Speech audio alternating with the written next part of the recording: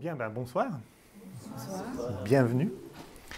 Alors, nous voici donc dans la dernière conférence, la cinquième conférence du cycle, donc 2019, La Terre vue du cœur à la rencontre de la famille planétaire. Alors, dans les 4 autres conférences qu'on a vues, on a vu l'évolution de la conscience à travers les différents règnes. À travers le règne minéral pour commencer, le règne végétal, le règne animal et la dernière fois le règne humain. Et cette conférence, on va voir du coup vraiment ce qui concerne ce qu'on appelle le 5e règne, le règne de l'âme. Et c'est vrai que cette conférence, elle fait vraiment avec la dernière conférence, on pourrait dire que c'est sa sœur jumelle. Ce sont vraiment les deux parties d'une seule, on pourrait dire d'une seule et même conférence. Elles sont très liées, celle sur le règne humain et celle sur le règne de l'âme. C'est un peu normal d'ailleurs, comme on l'avait vu la dernière fois, l'humain et l'âme, le règne de l'âme, il y a vraiment une interaction. On avait même dit que l'humain, je ne sais pas si vous vous souvenez, mais était la naissance, en fait, était naissait de la rencontre entre le règne de l'âme et le règne animal. On disait que l'humain était une âme, un être divin dans un corps animal. Du coup, on peut imaginer combien justement l'âme et l'humain sont vraiment reliés. Donc, on avait vu que sous la poussée justement de cette âme, avec cette âme au sein de l'être humain, du coup, ça donne une force de poussée, une force d'évolution. Et on avait vu dans cette courbe d'involution, je me décale un peu, d'involution, de construction et d'évolution, on avait vu que sous la poussée de l'âme, justement, l'humain évoluait, la conscience humaine évoluait, en passant tout d'abord par la conscience de masse. Je ne vais pas tout refaire, mais très rapidement, la conscience de masse, de dépendance, qui était très proche de la conscience animale. D'ailleurs, c'est cette conscience qui fait un peu le lien entre le règne d'avant, le règne animal, et le règne humain. Puis ensuite, toujours sous la poussée de l'âme, alors plus ou moins rapidement, plus ou moins consciemment, plus ou moins douloureusement, parce qu'on avait vu qu'il y avait aussi des conflits, c'est des petits tourbillons qu'on a mis, eh bien, on arrivait à la conscience individuelle, la conscience de moi-je, où on construisait sa personnalité. C'était une partie dans l'humanité. Et puis ensuite, on passait à la conscience d'interdépendance. On avait vu que plus on s'ouvrait du coup à l'âme, à l'autre en soi, plus on commençait à s'ouvrir aux autres. Et c'est vrai qu'on avait comparé cette évolution au sein du règne humain à une rivière qui était avec des moments de calme, et de calme comme ça, et des moments de remous, symbolisés par ces petits tourbillons. Quand justement, le moment de remous, on passe d'une conscience à une autre. Autant il y a des moments de calme, quand on est en plein dans une conscience particulière, mais quand on passe d'une conscience à une autre, eh ben c'est un peu conflictuel, il y a un peu des résistances, il y a un peu des conflits, on avait parlé de conflits la dernière fois, qui naissaient entre les différents types de conscience et en nous-mêmes. Et on avait défini, nous on était arrivé justement à cette conscience d'interdépendance, et on l'avait défini, donc juste avant la conscience de groupe, comme la capacité de tenir compte, en tout cas de prendre conscience des autres autour de nous et d'en tenir compte dans sa vie. C'est un moment où on arrive justement de plus en plus à relationner avec les autres. Et même si ça n'a pas été facile, hein, si y a eu des conflits, ça tiraillait avec les intérêts personnels qui étaient simplement de s'occuper de soi, au bout d'un moment, on arrive quand même de plus en plus à relationner. C'est vrai que si vous êtes là, on est déjà dans cette conscience d'interdépendance, parce qu'à force de vie en vie, puis à force j'allais dire, de travail sur soi, de contrôle de soi, de comment marche la psychologie humaine, comment marche sa propre psychologie, on a commencé vraiment à développer ce savoir relationner les uns avec les autres, tenir compte de l'autre, respecter l'autre, être tolérant, toutes des qualités qu'on a appris à développer, que tout le monde n'arrive pas à développer. Et c'est vrai que c'est un sacré pas dans l'humanité, ça.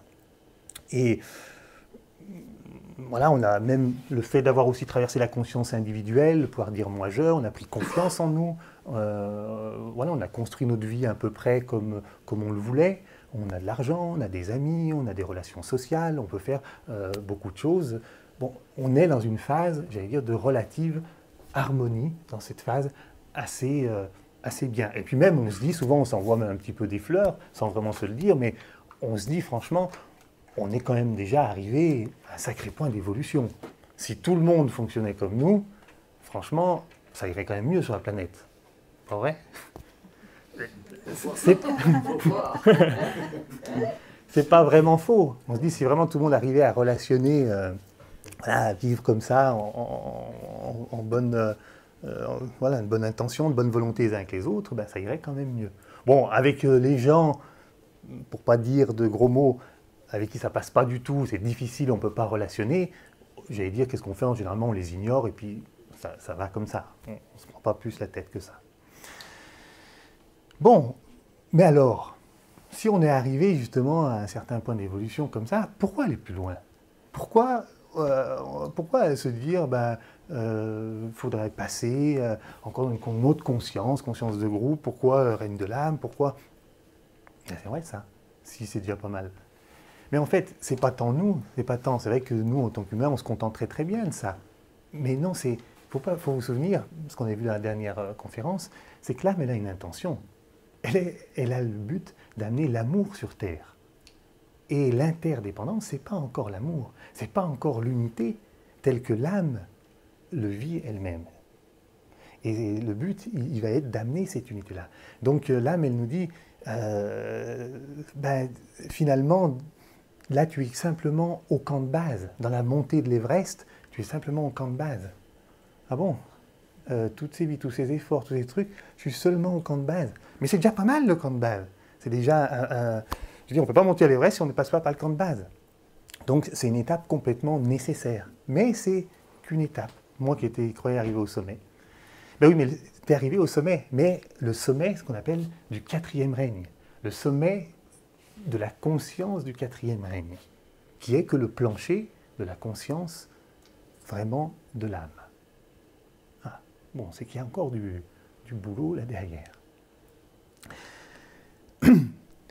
Et c'est vrai que je vous disais que c'est une étape quand même absolument nécessaire, cette notion de conscience d'interdépendance, d'ouverture à l'autre, parce que c'est là qu'on apprend finalement, tout doucement, on se rapproche du langage de l'âme. C'est comme si l'âme, elle parlait une certaine langue. C'est vrai que quand on est en conscience complètement individuelle, c'est complètement opposé, on ne peut pas se comprendre. C'est deux mondes très différents, entre conscience individuelle et conscience de l'âme. Par contre, quand on développe un peu la conscience d'interdépendance, d'ouverture à l'autre, eh ben, on se rapproche de la vibration, du langage de la vibration de l'âme. Parce que comme je le dis souvent, finalement, l'âme, elle parle groupe, elle vibre groupe. La notion d'unité, la notion d'amour, c'est ce qu'on appelle la notion de groupe. Ce n'est pas groupe tel qu'on l'entend habituellement, c'est des groupes beaucoup plus larges. L'âme, elle pense, elle vibre, elle sent en tant que groupe. Et pour le groupe. Elle ne voit qu'en termes de groupe. Mais des ensembles grands, planétaires, l'humanité, les différents règnes, et même ce qui se passe au niveau du système solaire. C'est vraiment une notion où toutes les parties sont vraiment des parties d'un organisme. Rien n'est perçu comme séparé. Nous, en tant que dans le règne humain, on voit toujours des choses un peu séparées. Au niveau de l'âme, ça n'existe pas, la séparation. Il y a des différenciations, mais toutes ces différenciations ne sont que des parties d'ensembles plus grands. C'est ce qu'on appelle la grande loi d'amour ou la grande loi d'organe à organisme. Tout ensemble, petit ou grand tel qu'il est, eh ben, n'est qu'une partie d'un ensemble plus grand. Ça, c'est la perception de ce qui se passe au niveau du monde de l'âme. Et c'est pas seulement, comme en interdépendance, un vague sentiment de reliance. C'est déjà intéressant le sentiment de reliance, c'est pour ça que ça ressemble au groupe, c'est pour ça qu'on se rapproche du langage. Mais ce n'est pas juste une interconnexion, ce n'est pas juste un sentiment de reliance, c'est une véritable synthèse qui fait que le groupe, tout groupe, est perçu comme plus grand que la somme de toutes les parties. Elle est perçue comme une entité à part entière. Les groupes sont perçus comme des entités à part entière. Le groupe que forme la planète Terre est perçu comme une entité à part entière. Une personne groupe. Comme les cellules qui composent mon corps, finalement, derrière, il y a une entité qui réunit et qui a donné même naissance à toutes ces cellules. Chacun de nous-mêmes Ça, c'est un petit groupe, on pourrait dire. Mais c'est valable dans des groupes beaucoup plus grands. C'est pour ça c'est comme ça qu'on dit que un groupe est bien plus que la somme de ses parties. Ce n'est pas juste des additions, il y a une entité, il y a quelque chose en plus derrière cela. Et c'est comme ça que l'âme, dans le règne de l'âme vraiment sur son propre plan, est organisée. Le monde, toutes les âmes, c'est un grand groupe, c'est une grande famille collective, constituée de multitudes de sous-groupes, de sous-familles. Chacun avec des notes, des qualités, des rayonnements particuliers, une créativité particulière, mais tous fonctionnant à l'unisson, tous étant que les parties de cette grande famille qui vibrent à l'unisson. C'est-à-dire que tous ces groupes au niveau de l'âme, tous les membres de chaque groupe vibrent à l'unisson avec l'entité groupe. Et tous les groupes vivent à l'unisson avec la grande famille d'âmes. C'est ce qu'on appelle un peu une sorte de télépathie entre les membres des parties, les sous-groupes et le grand groupe. Et tout ce grand groupe d'âmes, au sein du cinquième règne, vivre lui-même à l'unisson avec l'entité planétaire, avec l'être planétaire, de ce grand groupe que forme l'être planétaire. L'âme, des fois on l'appelle le logos planétaire, ou l'âme planétaire. Donc, et qui cherche constamment à se synchroniser les uns avec les autres et avec cette grande âme. C'est comme si l'âme était au service de cette grande âme planétaire. Toutes les âmes sont issues de cette grande âme et cherchent à collaborer constamment et à mettre en œuvre l'intention de l'âme qui les a fait naître. Mais en toute conscience, en toute perception, en pensant comme un, en vibrant comme un, en aimant comme un. Il y a une telle unisson entre les membres du groupe et le groupe que voilà, tout pense comme un et tout vibre à l'unisson. Ça, c'est la caractéristique. Alors, ça paraît un peu extraordinaire ou extra. C'est pas ce qu'on a l'habitude d'entendre et de penser. Et oui, parce que j'ai fait exprès d'insister là-dessus, parce que c'est un autre monde quelque part. C'est vraiment le monde, c'est pas du tout le monde qu'on a l'habitude, nous, même en interreliance, de contacter. C'est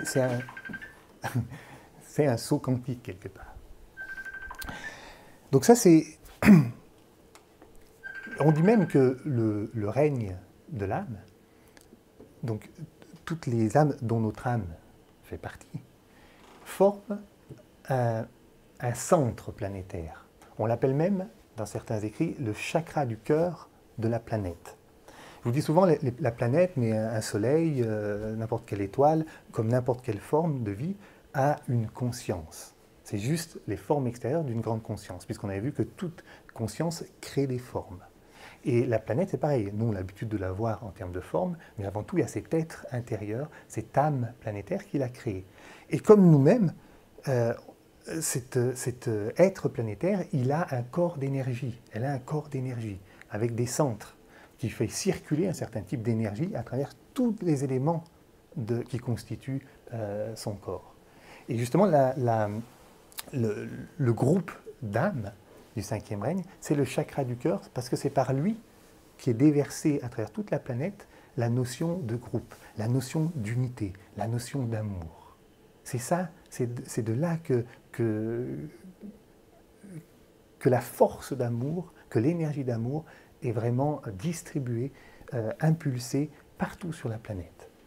Et si on regarde bien, c'est ça qui a fait, plus ou moins consciemment, avancer l'humanité à se regrouper. Elle a poussé l'humanité, puisque l'âme vit en conscience de groupe, tout ce qui est en connexion avec cela tend vers le regroupement et vers l'unité. De manière plus ou moins déformée, mais on voit, et les anthropologues nous le montrent maintenant, sur des échelles de temps extraordinaires, on peut vraiment étudier l'humanité.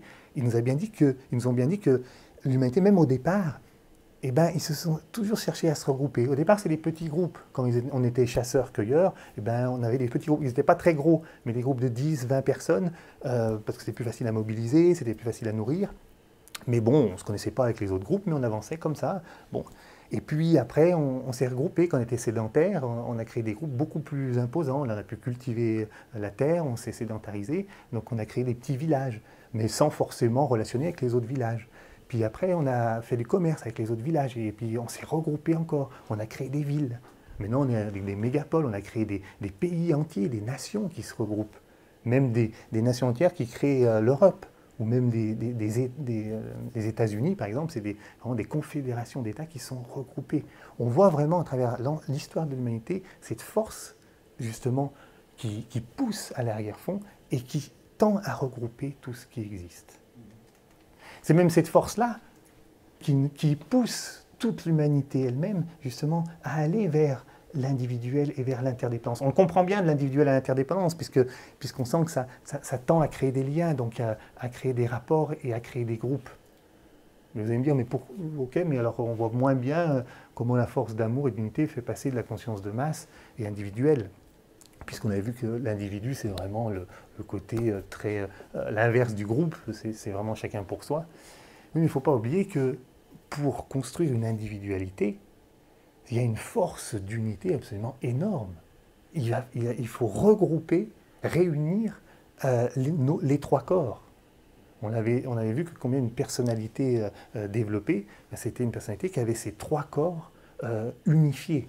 C'est-à-dire qu'il faut que quand on décide quelque chose en tant que personnalité, eh ben, notre corps émotionnel suive, on en ait vraiment le désir suffisamment fort, et puis notre corps physique, nos actions puissent y aller. C'est comme ça, une personnalité construite, c'est quelqu'un qui arrive à mener un projet et qui a ces trois corps qui vont dans la même direction.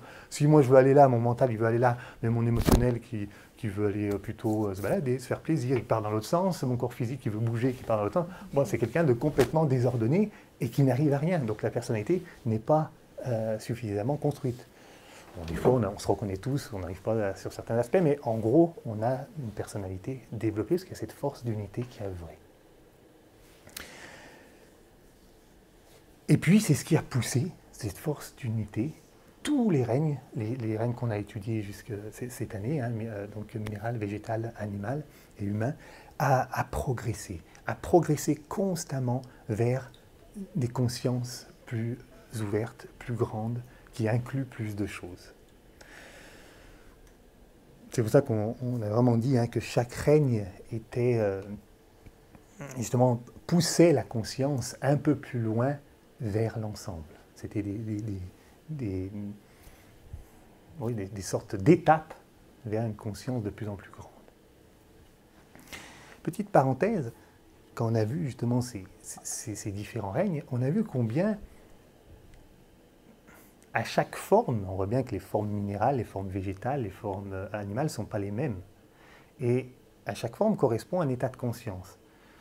Donc, plutôt, à chaque état de conscience correspond des formes différentes. On a même vu que dans le même règne, par exemple dans le règne minéral, un minéral peut évoluer, ben, sa forme, c'est un caillou entre guillemets vulgaire. Et puis un minéral très évolué, eh ben, c'était un diamant. Puis ça passait par les métaux rares, et puis en passant aussi par les pierres semi-précieuses. Donc on voit qu'il y avait un changement de conscience, changement de forme. Et là, pareil pour le végétal et l'animal. Et les cinquièmes règnes.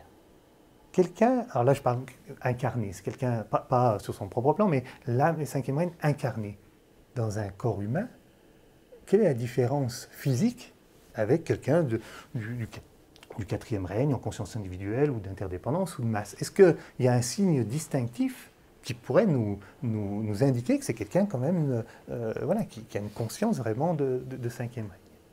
Alors c'est pas facile à voir, mais il y a quand même un petit signe distinctif qui apparaît en période de pleine lune.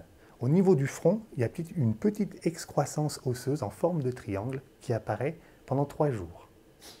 Non, c'est pas vrai, je rigole.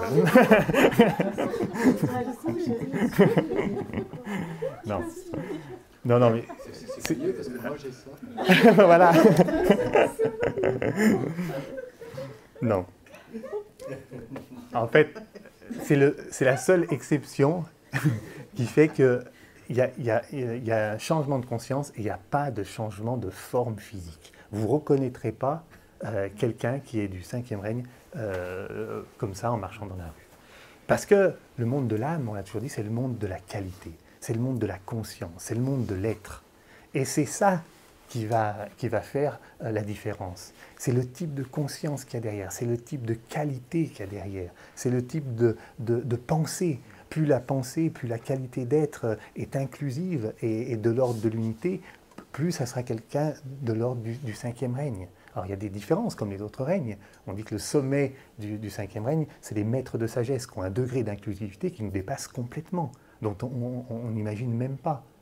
Mais voilà, au départ, quand on commence, on met un premier pied parce que c'est toujours des fondus enchaînés, hein, dans le règne de l'âme, c'est ce qu'on appelle les aspirants. Quand nous-mêmes, on aspire à plus vraiment d'unité fondamentale, bon, ben là, c'est qu'on commence à rentrer dans cette conscience du cinquième règne, du règne de l'âme. Puis après, en intermédiaire, il y a ce qu'on appelle les disciples, qui est disciple qui vient du mot discipline, donc qui ont vraiment discipliné leur vie pour mettre de plus en plus ça en œuvre intérieurement et extérieurement. Donc, et puis il y a tous des degrés comme ça, comme dans chaque règne, il y a l'entrée dans le règne, le passage dans le règne, et puis la fin du règne. On demande souvent aussi donc là, comment reconnaître, mais aussi combien on est, ou combien on est en conscience d'interdépendance. Combien y a-t-il de gens du cinquième règne dans l'humanité? C'est vrai que c'est toujours des questions qu'on peut se poser, parce que d'une manière générale, si on arrive un peu à identifier, est-ce qu'on ne pourrait pas... C'est pas évident de dire en termes de nombre. Après, on peut faire des estimations, surtout que ça fluctue, puisque l'humanité avance et progresse. Mais actuellement, si on peut faire une sorte d'estimation, on est presque bientôt 8 milliards d'individus quand même sur la Terre. Il y a quand même une grosse partie encore qui est en conscience de masse. On ne s'en rend peut-être pas forcément compte parce que nous, on vit en Occident, où on a développé énormément la conscience individuelle, mais ceux qui ont un peu voyagé, généralement en conscience d'interdépendance, on a quand même pas mal voyagé, on se rend compte qu'il y a des grands pays, en Inde, en Orient, partout, là, où il y a beaucoup de gens qui sont encore en conscience, qui n'ont pas encore construit leur personnalité. Donc on pourrait dire qu'il y a au moins 4 milliards de personnes qui sont en conscience de dépendance et de masse. Mais ça change tout doucement, de plus en plus, il y en a qui passent en conscience individuelle. Et là, on est au moins, je ne sais pas, peut-être 2 milliards, 3 milliards en conscience individuelle. Et ça augmente de jour en jour, hein, parce que vraiment, ça avance très vite. Donc il ne resterait plus qu'1 milliard de personnes en conscience d'interdépendance et de groupe. Mais ce milliard-là, il doit y avoir peut-être 900 millions de gens en interdépendance et puis 100 millions de gens en conscience de groupe. Ce qui fait 2% de la planète, hein, en conscience de groupe. C'est pas énorme. Bon, je dis ça vraiment comme ça pour donner, j'ai aucun chiffre, on m'a communiqué aucun chiffre par rapport à ça. Mais voilà, c'est intéressant d'avoir comme ça, de se dire, ah ben ouais, tiens. On va commander un institut de sondage. Ouais. Ouais. Peut-être un jour. Donc, voilà un petit peu ce qu'on peut dire par rapport à ça. Mais du coup, si on ne peut pas bien les distinguer, c'est pas évident, c'est important peut-être de bien essayer de discerner entre cette conscience justement d'interdépendance, où justement nous, on se trouve en grande partie, et puis cette conscience de groupe, qu'est-ce qui permet de bien les différencier? Il y a plusieurs points, on ne pourra pas tous les voir ce soir, mais on a choisi quand même de relever quand même quelques points particuliers.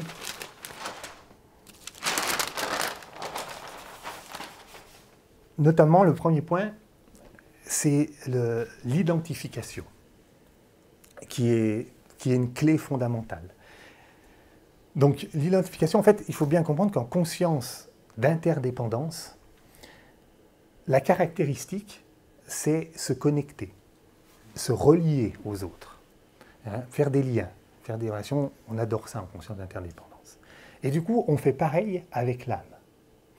C'est-à-dire que on est là, même quand on médite ou quand on a une personnalité, puis on sait qu'on a une âme, et on va relationner avec l'âme, on va créer des liens, on va contacter l'âme, des interconnexions avec l'âme. Mais on s'arrête là, et puis on redescend en tant que personnalité, puis on continue sa vie et tout ça, et on relationne avec l'âme. Mais la conscience de groupe, elle nous dit, va plus loin, plonge. Ne fais pas que relationner avec l'âme. Rentre dans l'âme. Deviens l'âme. tu es cette âme. Ça serait comme, il ne reste pas comme l'amoureux qui est timide et puis qui envoie des lettres à sa chérie, qui relationne, qui l'appelle, mais qui reste toujours un petit peu à distance. À un moment donné, il faut aller plus loin, il faut rentrer dans l'intimité, dans la relation, progressivement, mais il faut y aller jusqu'à fusionner et partager vraiment. Là, c'est pareil. Là, c'est se laisser pénétrer par l'âme et pénétrer l'âme. C'est vraiment ce qu'on appelle d'ailleurs le mariage dans les cieux, c'est le mariage entre l'âme et la personnalité. C'est quand la personnalité se donne pleinement à cela, jusqu'à sentir, mais nous sommes âme. Jusqu'au moment où on peut dire, je suis âme. Je suis amour, je suis unité. Pas en tant que personnalité, en tant qu'âme. Et j'ai une personnalité qui est là, que je dois respecter, avec ses corps différents, que je dois entretenir, que je dois contrôler, mais de commencer à piloter ma vie à partir de l'âme. Aimer comme l'âme, sentir comme l'âme, penser comme l'âme. C'est un tout autre monde qui s'ouvre à nous à partir de là. Ce n'est pas du tout pareil que relationner avec l'âme, prendre contact avec l'âme. C'est le pas d'après. C'est pas que c'est pas du tout pareil, mais c'est que c'est le pas d'après. Et c'est vrai que à partir de là, on voit aussi même sa propre vie très, très différemment quand on rentre dans cette conscience-là. On ne la voit plus comme, pour le coup, séparée même d'elle-même et de ses autres vies. On voit notre propre vie comme étant un moment d'une grande vie et de grandes vies qui évoluent en fait. Et que ce moment de vie dans cette forme n'est qu'un petit moment. Mais c'est toute la suite d'un travail d'évolution de vie en vie qui a eu cours depuis des millénaires. Et qui va continuer. Donc c'est une vision complètement globale, même de sa propre conscience qui apparaît quand on se donne vraiment à l'âme. Et même le fait qu'on ait traversé aussi les différents états de conscience des différents règnes, minéral, végétal, animal, pour arriver à l'humain et avancer comme ça et continuer. Ce n'est pas du tout quelque chose de statique. D'ailleurs, c'est intéressant parce que même dans l'embryologie, on le sait maintenant, c'est qu'on résume tous les stades auxquels justement la vie est passée, mais que nous-mêmes est passée. C'est-à-dire qu'au départ, quand c'est les deux cellules, l'ovule et le spermatozoïde qui se rencontrent, mais c'est presque à 100% d'eau, et c'est que des sels minéraux. C'est comme si le stade minéral était là. Puis après, quand ça se développe, c'est juste l'embryon du système nerveux, et ben c'est pas plus sensible que le végétal. C'est le même type de sensibilité, pas très complexe dans un premier temps. Et puis ensuite, le fœtus de l'humain, on sait qu'on ne peut pas le différencier du fœtus animal. C'est le même. On passe très rapidement ces stades-là, parce qu'on les a passés pendant il y a fort longtemps. Puis après, on développe justement le nourrisson, le bébé, le stade, on pourrait dire vraiment purement humain, où on rentre dans la conscience de masse, de dépendance. On est dépendant du parent, on n'a pas notre conscience individuelle complètement. Puis l'adolescent qui commence à développer sa conscience vraiment de moi-je. Donc on sent la conscience individuelle se pointer. Puis après, là, chacun s'arrête en fonction de là où il en est et continue le travail en cours. Mais cette identification, c'est la clé fondamentale du passage vraiment au cinquième règne, de cette conscience du cinquième règne. Et c'est ce qui se passe, là je vous parle au niveau de l'âme entre guillemets individuelle, parce que c'est un peu un non-sens, mais c'est pareil par rapport aux autres. C'est-à-dire que par rapport aux autres, en conscience d'interdépendance, eh ben, on relationne toujours d'individu à individu. On relationne comme ça des relations, on va dire, interpersonnelles, même avec l'âme de l'autre, mais c'est toujours interpersonnel. C'est-à-dire que, comment dire, si je vous fais un schéma,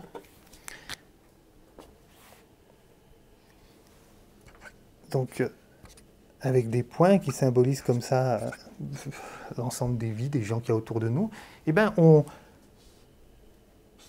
va à la rencontre de l'autre, soit au niveau de sa forme, mais aussi au niveau de son âme, ça dépend de degré. Mais voilà, on va là, avec quelqu'un d'autre. Voilà, à chaque fois, on tourne et on plonge jamais vraiment au centre. C'est comme si on tournait autour du groupe. Ça forme un groupe, ça forme une unité, mais nous, en conscience d'interdépendance, on ne perçoit pas vraiment le groupe comme un ensemble. En fait, on cherche le groupe, mais par l'extérieur, quelque part. Comme si on avait besoin de contacter vraiment chaque partie pour toucher le groupe. Vous imaginez, si on veut toucher le groupe qui est l'ensemble des vies sur la planète, il en faut des voyages, des relations, pour imaginer un jour percevoir l'ensemble du groupe. Ce n'est pas possible comme ça. En fait, c'est pareil qu'au niveau individuel. Ça, c'est ce même groupe. Il faut... Ce qui est proposé, la conscience de groupe, elle nous dit « plonge au centre », encore une fois. Plonge au centre, et là, de là, tu peux percevoir l'ensemble du groupe, l'ensemble des vies, et sans forcément devoir relationner, prendre des contacts avec chacune des parties. À partir du centre d'un groupe, n'importe quel groupe, que ce soit un couple, que ce soit une association, que ce soit un pays, que ce soit l'humanité, que ce soit un règne, que ce soit l'ensemble de la planète, apprendre à partir de notre âme à plonger au centre, au cœur, à l'âme du groupe, qui à partir de là va nous permettre à la fois de percevoir le groupe, mais en même temps l'ensemble des individus, et tous les individus, toutes les parties qui le composent. Autant en conscience d'interdépendance, on cherche vraiment aussi à reconnaître l'individu. Qui c'est l'individu? Mais on s'y prend par l'extérieur. À partir de là, à partir du cœur d'un groupe, on peut vraiment reconnaître chacune des parties, vraiment dans son essence, puisque à la lumière du groupe qui a donné naissance à chacune des parties. Et ça change tout, parce que là, on peut vraiment commencer à se rendre compte, mais d'où vient-il? À quoi vraiment, pourquoi il est là? Quel est son sens? Quelle est sa raison d'être par rapport au groupe d'où il émerge? Par l'extérieur, par l'interconnexion, on n'arrive jamais à ça. On s'invente des sens, on invente des sens aux autres, mais on ne perçoit jamais le sens fondamental de chacun tant qu'on n'a pas perçu le cœur du groupe d'où nous sommes issus. Et plus on remonte dans l'âme, plus on est obligé de remonter au groupe planétaire, au groupe vraiment le vaste possible, pour comprendre chaque partie. Tout comme dans le corps humain, on s'y prend toujours à l'inverse, on va chercher des petites cellules, ça, mais on ne comprend pas l'ensemble de l'organisme. Il faut maintenant, oui, parce qu'on comprend l'ensemble de l'organisme, et de là, on voit le sens de chacune des cellules, de chacune des fonctions, de chacune des parties. C'est la même chose. Et c'est vrai que quand, par l'identification à l'âme, on rentre dans cette, on pourrait dire cette cinquième dimension, dans cette autre dimension, c'est un autre monde qui s'ouvre à nous, et c'est là qu'on voit justement ces grands ensembles avec ces sous-ensembles, et chacun participe, tous les sous-ensembles participent plus ou moins consciemment, chaque partie participe plus ou moins consciemment à la vie du groupe et de l'ensemble qui les a fait naître. Et c'est là qu'on voit non pas un monde comme ça qui court à sa perte, parce que des fois en conscience d'interdépendance, on a pris beaucoup de contacts à droite, on a voyagé avec les autres, et du coup on connaît ce qui se passe dans le monde, on n'est pas renfermé sur soi, on connaît bien, mais du coup on pense que souvent on est pris par ces sentiments que mais où va le monde? Il court à sa perte. À partir de là, on voit complètement autre chose, on perçoit la vie d'amour qui anime complètement l'organisme et qui pousse tout en avant. Et on ne voit pas un monde qui court à sa perte, on voit un monde qui court au contraire à sa révélation de plus en plus d'unité, malgré les difficultés, malgré les conflits, malgré les problèmes, malgré les résistances. Mais il y a cette vision, et du coup ça donne une confiance en la vie, une confiance en l'humain, une confiance en l'être absolument gigantesque, qui n'est pas un optimisme, ou en tout cas ce n'est pas un optimisme de personnalité, qui croit pour se rassurer. C'est un optimisme de l'âme. C'est-à-dire, c'est un optimisme, non pas qui croit, mais un optimisme qui sait, parce qu'il perçoit la réalité en tant qu'âme. Et ça change tout, ce n'est pas la même qualité.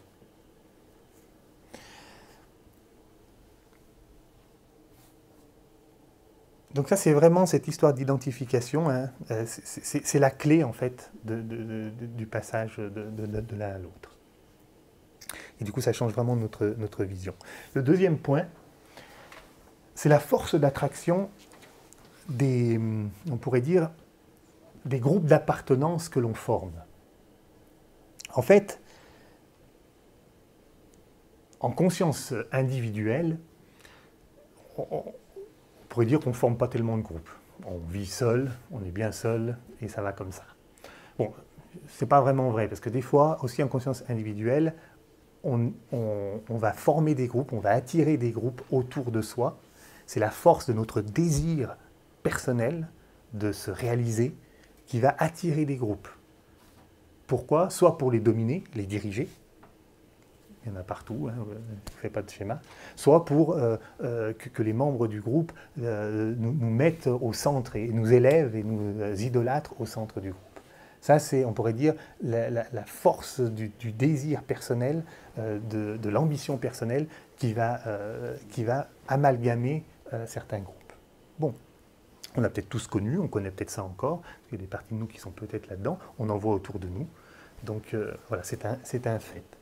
Mais passons plutôt en conscience d'interdépendance. Ben, c'est aussi une force qui va amalgamer des groupes, mais c'est la force de notre désir, mais une force d'un désir différent. On va dire, dans un premier temps, c'est un désir, justement, comme la caractéristique, vous disiez que c'était de relationner, d'être ensemble, ben, c'est le désir d'être ensemble. Le bien-être d'être ensemble, de partager des choses ensemble, de se relier. Donc on va créer des groupes, ça peut être de n'importe quelle activité, mais pour... moi j'aime être en groupe, j'aime vraiment, il y a quelque chose, je sens le groupe, voilà, il y a quelque chose, et puis bon, peu importe les activités, c'est le fait d'être ensemble. Et c'est cette force désir de relation qui va créer le groupe. Mais en interdépendance, il y a aussi des désirs bien plus élevés qui sont là, c'est le désir d'être utile, ou par réaction à des souffrances, par des réactions à des problèmes dans l'humanité, par des réactions à des choses qui ne vont pas, et ben, qu'est-ce qu'on peut faire? Qu'est-ce qu'on peut faire? On peut se mettre ensemble pour réagir, ou soit pour combattre aussi tel problème. Donc, par des désirs déjà supérieurs et sacrément élevés, on va attirer des gens qui ont les mêmes désirs, et puis créer ensemble des groupes. C'est une force d'attraction. Attention, qu'on s'entende bien, je ne dis pas du tout que c'est mal. Au contraire, c'est un pas absolument énorme et nécessaire. C'est simplement pour faire la différence de moteur entre les différents types de conscience. Et en fait, on est tellement occupé en conscience d'interdépendance j'allais dire, à être... à voir comment on peut... qu'est-ce qu'on peut faire pour être utile quelque part. Et c'est vrai on met de la bonne volonté à ça, qu'on n'écoute pas vraiment si ce qu'on fait, c'est vraiment utile pour le coup. Et c'est là la différence justement avec la conscience de groupe, parce que quand on commence à rentrer en conscience de groupe, avant toute action, avant tout regroupement, on va prendre le temps, on va prendre le silence de se plonger, ça revient avec l'identification, de s'identifier vraiment à l'âme que nous sommes, qui va nous plonger dans l'âme groupe fondamentale, peut-être le plus large qu'on puisse percevoir, et pour rejoindre la qualité d'amour, la qualité d'unité, qui est une autre caractéristique, une autre facette, une autre façon de parler de groupe, et jusqu'à ce que ça soit cette qualité de groupe, cette qualité d'unité, qui soit cette force d'attraction qui va justement attirer des personnes, qui vont nous faire rencontrer des bonnes personnes, qui vont attirer à nous les personnes qui sont aussi animées par ce même esprit de groupe. Ce même esprit de groupe, ces mêmes qualités, cette même vie d'amour qui circule au sein de l'âme que nous sommes. Mais c'est pour ça qu'en conscience de groupe, on prend le temps de se synchroniser, de se donner, de faire vibrer en nous, dans le silence, cette présence de l'âme, jusqu'à ce qu'on puisse, du coup c'est ce qui va nous orienter, puisque après on peut reconnaître justement chez les gens ce petit quelque chose, justement derrière les yeux, derrière la pensée, derrière les aspirations, qui est de cet ordre de groupe fondamental, et qui ne vient pas seulement de désirs personnels, même supérieurs, mais propres à la conscience d'interdépendance. La force d'attraction qui va mobiliser et former des groupes en conscience de groupe, c'est cette qualité d'unité qui vient du cœur, qui vient de l'âme fondamentalement, et non pas de la personnalité, même d'un désir supérieur.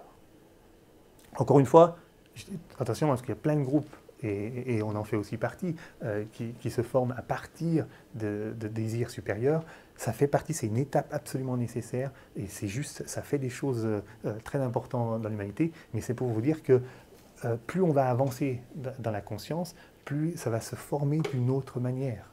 Et c'est intéressant que si on est appelé de plus en plus à cela, peut-être de donner de l'énergie. Et on verra fleurir de plus en plus de groupes, justement, qui soient formés par cette force d'attraction d'unité fondamentale, et qui soient réellement utiles à l'ensemble. En tout cas, plus efficaces, entre guillemets. Et on les verra dans plein de domaines.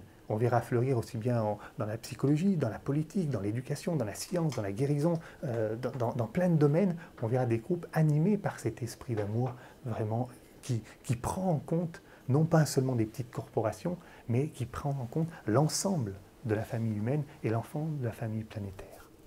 Et c'est l'avenir de l'humanité. Et c'est là que le 5e règne, justement, s'incarne au sein du 4e règne. C'est là que, justement, il y a cette notion de spiritualiser de la matière par la conscience de groupe. On avait parlé de spiritualiser la matière ou révéler la matière en tant qu'esprit, qui était le but fondamental de l'âme. Mais c'est ce qui se passe quand il y a cette conscience-là qui forme les groupes. Parce que des fois on se méprend, on dit mais oui, on parle de 5e règne, mais c'est pas pour fuir. C'est pas pour fuir la matière, c'est pas pour fuir du tout le monde des formes. C'est pour amener cette conscience d'ensemble, cette conscience de groupe au sein de notre quotidien, au sein de notre métier, notre famille, notre vie en fait. Ça, c'est fondamental. Ce n'est pas pour fuir tous les problèmes de la société, c'est au contraire pour pouvoir les résoudre, pour pouvoir y amener une autre qualité d'être. Qui était le but, hein, ça je reprends rapidement la conférence de la dernière fois, le but justement de la rencontre du 5e règne avec le 3e règne pour l'émergence du règne humain, pour que justement les qualités d'âme qui se vit au sein du 5e règne puissent vraiment imprégner l'ensemble de la substance.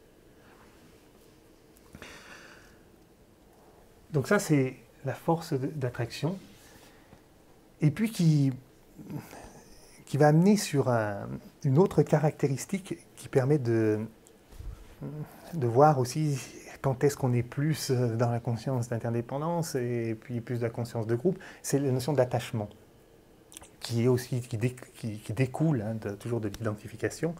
Parce qu'en conscience d'interdépendance, en fait, on est extrêmement attaché au monde des formes.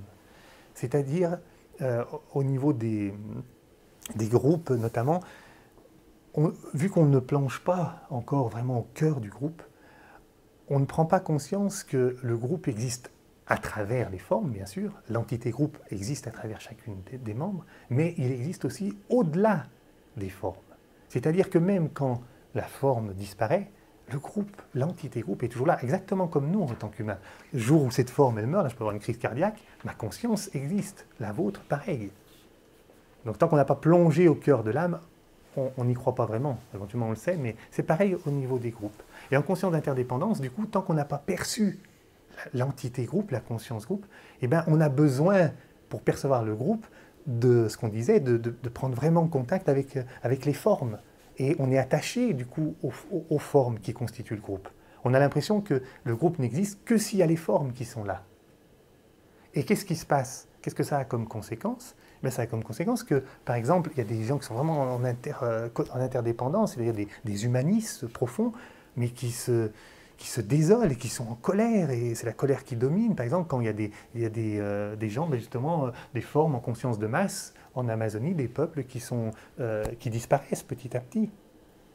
Ou alors des écologistes, donc pareil, qui ont une certaine conscience d'interdépendance, mais qui se désolent complètement et qui rentrent en réaction, et puis qui vont du coup former des groupes pour militer contre certaines espèces de végétales ou animales qui disparaissent. Ça se comprend tout à fait en conscience d'interdépendance, mais en conscience de groupe. Si on a perçu que le groupe animal, le groupe humain, le règne animal, le règne humain, existe au-delà aussi des formes, et que plus le groupe, l'entité évolue, plus les formes évoluent. Et c'est nécessaire et sain que certaines formes disparaissent en temps et en heure. Ça serait une aberration pour la conscience de l'âme de garder les formes telles qu'elles sont. Ils ne pourraient plus évoluer. une fois que les formes ont fait leur temps, mais le groupe, l'entité, elle ne disparaît jamais. Et si on n'est pas identifié à cela, on ne le comprend pas. Donc on va utiliser toute notre énergie et notre créativité à maintenir ces formes, et pourtant avec des bonnes intentions. Mais est-ce que c'est vraiment utile à l'entité groupe? Est-ce que c'est vraiment utile à l'ensemble? Est-ce qu'on ne crée pas un contre-courant?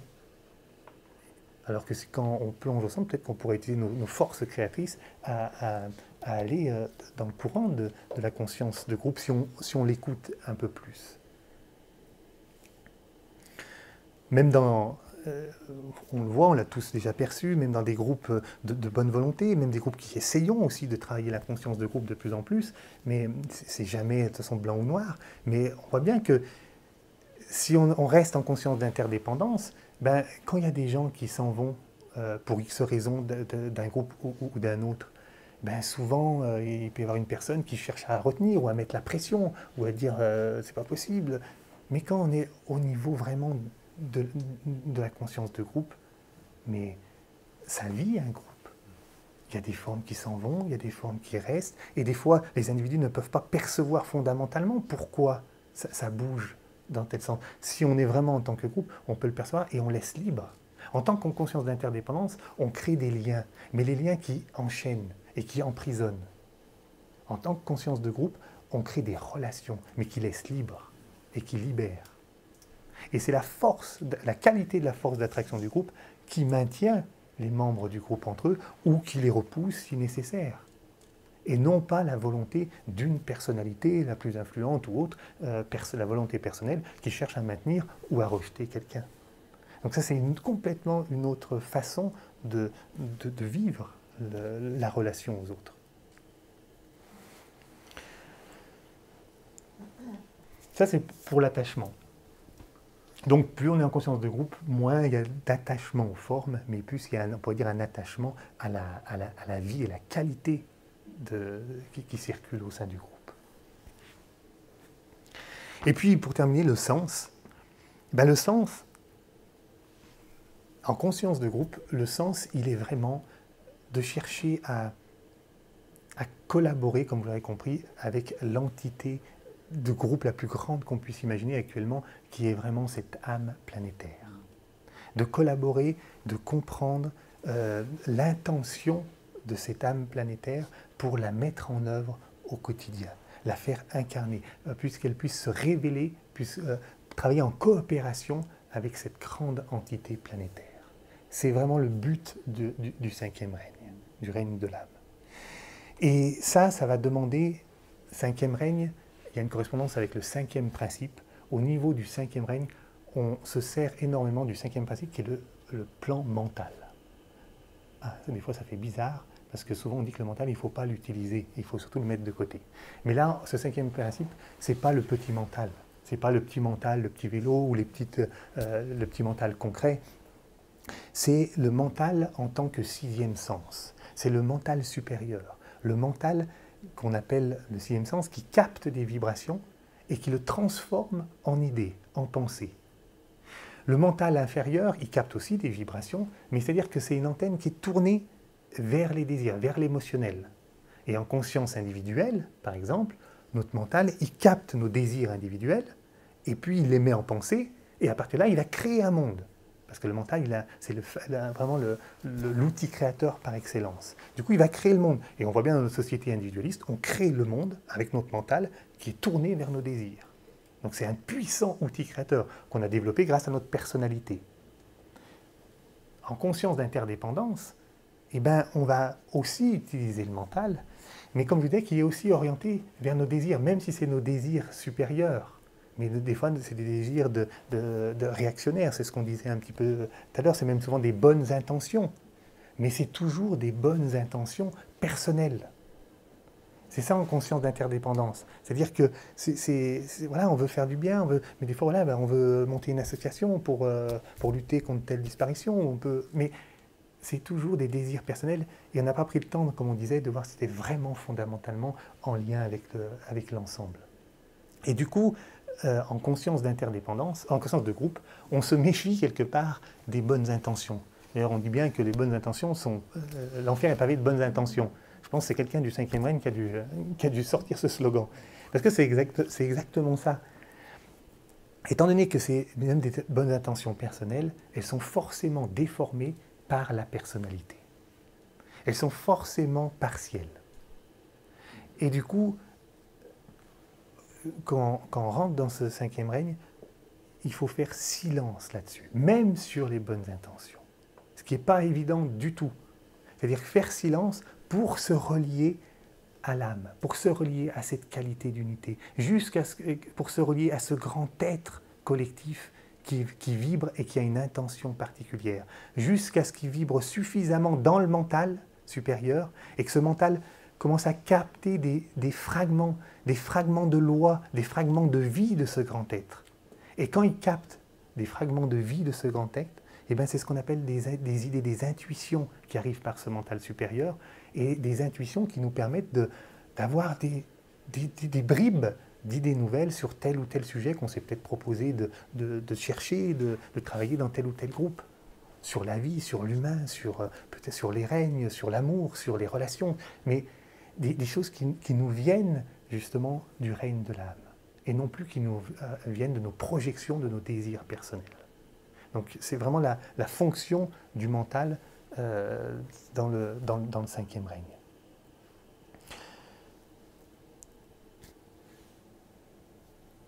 Et on peut dire que c'est grâce à ce silence dans ce mental que, dans ce silence, c'est la présence, finalement, la présence de ce grand être planétaire qui fait vibrer, qui repousse tout le reste et qui fait vraiment vibrer la qualité d'amour.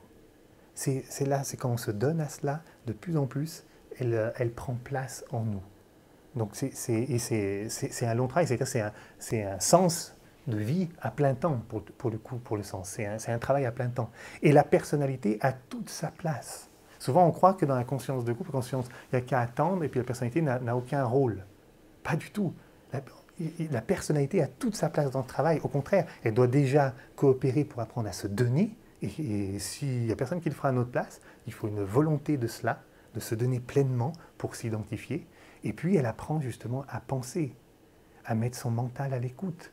Et puis ensuite, à incorporer peut-être les idées nouvelles qu'elle a perçues et les mettre en œuvre dans sa vie, dans son quotidien, avec sa famille. Et ça, il faut une personnalité construite, comme on disait, qui est capable de maintenir un axe. Cet axe qu'elle a travaillé dans la conscience individuelle. Sauf qu'au départ, c'était pour des intentions très personnelles. Maintenant, c'est en collaboration justement avec l'âme collective. Et bien pour conclure, voilà un petit peu les 4 points qui nous semblaient intéressants de partager.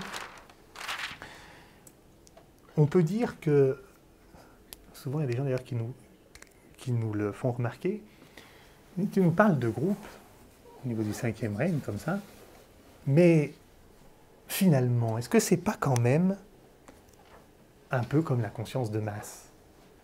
Regarde les Indiens dans les tribus, les chamans là-bas, tout ça, vraiment c'est quand même, ils sont aussi connectés à cette grande vie dont tu nous parles. Oui, alors il y a quelques individus, justement certains chamans, qui sont connectés à cette grande vie. Mais l'ensemble de la population de conscience de masse, elle suit inconsciemment cela. On peut dire que on dessine une grande flèche, il y a une personne, c'est pour ça que c'est une conscience de masse et de dépendance, qui va dans une direction et tous les autres suivent, mais complètement inconsciemment, parce que c'est la tradition, parce que ça se fait, parce que c'est comme ça, et on ne va pas en remettre en question. On n'a même pas vraiment réfléchi sur la question. Ici, on va aller aussi vers cette conscience collective, mais on y va tous, je vais le dessiner ici, mais on y va tous, il n'y a pas un grand chef qui nous dit, on a tous pris individuellement conscience, d'où l'importance du travail individuel dans un premier temps, ce qui était important de faire. Et c'est en toute âme, intérieurement, qu'on perçoit cela et qu'on laisse cette force diriger en nous. Donc ça, c'est vraiment une grosse différence. La grosse différence, c'est que là aussi, il n'y a que la sensibilité. Ici, grâce au passage individuel, on a développé là donc la sensibilité, bien sûr, puisqu'elle a été aussi développée ici. Sensibilité, mais aussi ce qu'on disait, le mental. Je ne vais pas refaire, mais c'est la capacité là. Et donc, ce qui va nous donner aussi une capacité à créer du nouveau, aller dans une direction d'avancer vers du nouveau. Alors qu'ici, le but, il n'est pas d'aller vers l'avant, il est au contraire de maintenir les traditions, maintenir comme avant, maintenir les anciennes traditions. C'est presque même, la flèche, elle irait presque dans l'autre sens. Ça a un sens, mais ça évolue très peu à ce niveau-là. Là, ça va évoluer très rapidement, très vite, et vers la nouveauté. Il ne faut pas avoir peur de la nouveauté. Et c'est pour ça que souvent, des fois, qu'on est en conscience d'interdépendance, ou au début, là, dans ce conflit-là, entre l'individuel et l'interdépendance, ou des fois même ici, quand on est en train de passer de l'un à l'autre, on se dit « Oh, c'est tellement difficile, c'est tellement abstrait, puis je ne comprends pas bien tout ça. » Mais en fait, ça serait tellement plus facile d'aller là. Et souvent, on se fait des petits retours comme ça, dans certains pays ou des petits stages où on va retoucher un petit peu ces anciennes consciences-là. Ça fait du bien, c'est intéressant, ça se touche, mais c'est un retour en arrière. Il faut aller vers l'avant. Et pourtant, c'est parce qu'on a senti quand même la notion de groupe. On ne veut plus ça, on ne veut plus ce côté individuel, ce côté... mais voilà, on est des fois un peu... On ne sait pas trop s'y retrouver par rapport à ça. D'un côté, on a le groupe grégaire et de l'autre, le groupe d'élection. Groupe de quoi, le deuxième? D'élection. Élection? Oui, d'abord choisi, élu.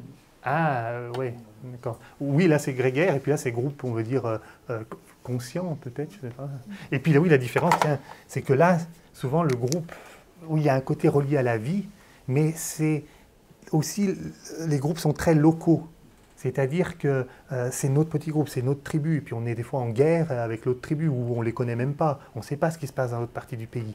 Là, tous les groupes, en conscience de groupe, il y aura bien sûr des groupes locaux, mais ils seront tous plus qu'interconnectés, ils seront tous justement, on se sent faire partie d'un grand groupe collectif. Et du coup, c'est pour une harmonie entre tous les groupes. C'est la grosse différence aussi avec là.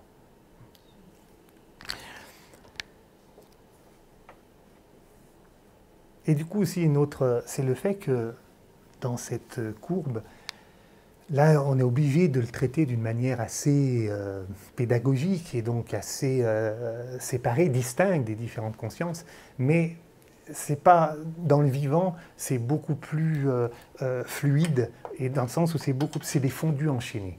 C'est pas aussi catégorique. Comme je disais, dans l'humanité, il y a une grosse partie qui est en masse, une grosse partie individuelle, un peu moins en conscience d'indépendance, encore moins en conscience de groupe. En nous-mêmes, c'est la même chose. On est le reflet aussi de cette humanité, c'est-à-dire qu'on n'est pas exclusivement en conscience individuelle ou d'interdépendance. On a des parties de nous qui sont en conscience, si vous êtes là, en majorité en interdépendance, de plus en plus. Mais on a encore des grosses parties en nous qui sont hyper individuelles. Et puis, on a encore des queues de comètes qui sont même dans certains endroits en conscience de masse.